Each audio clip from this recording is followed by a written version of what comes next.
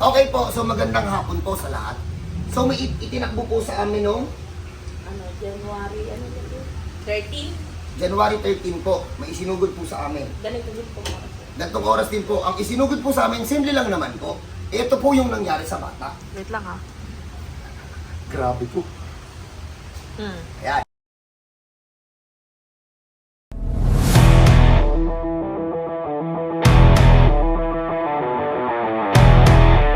So baka hindi pa kayo maniwala. Ito ba ito? Ito ito. Oo. Na paano to, Bebe? Ano nangyari sa'yo?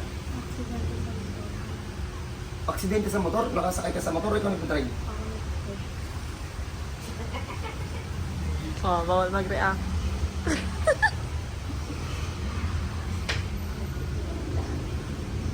Pamoy mo ng batok.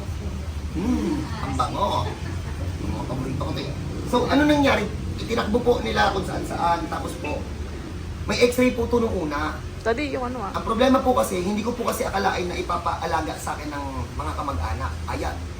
Pagkatapos po ng ilang araw, 3 beses ito hinawakan, di ba ma'am?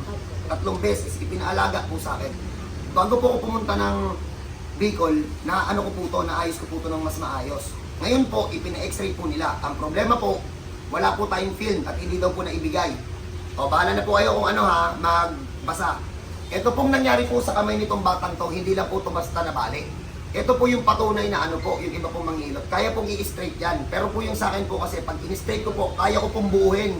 Hindi po yung ano, pag na-straight, pagbasag po, kailangan pong alagaan yon. Kailangan pong i-double check ng i-double check. Kayo na lang po magbasa.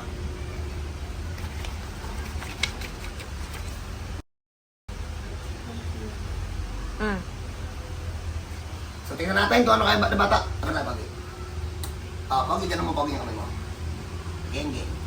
Yan ka, geng, geng.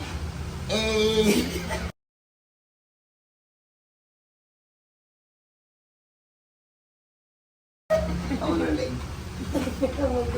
Ang bango talaga. So paano pag may ganito po kayong case?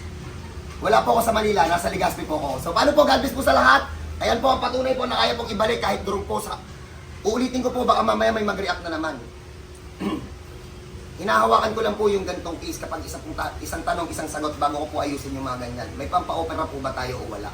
Once na sinasagot po ako na wala pong pampa-opera, saka ko po inaayos. Kasi po yung mga durong na ganyan po, mas maganda po talagang mabakalan siya para pantay na pantay po yung pagkakaayos, pagkakabalik sa dati. Tinutulungan ko lang po yung mga ganitong klase ng tao po. Kapag tinanong ko po, may pampa-opera po ba tayo? Pag sinabi kong wala, dun ko siya po inaayos. Kung gano'n po yung sitwasyon nyo, pero po same day po dapat po maihatid nyo sa akin, baka maibigay nyo sa akin, nakagano na, 2 months na, wala na po yun ha. Same day accident po, kapag gano'n po, dalhin nyo po sa akin. So paano po? Legazpi, pabalik na ako.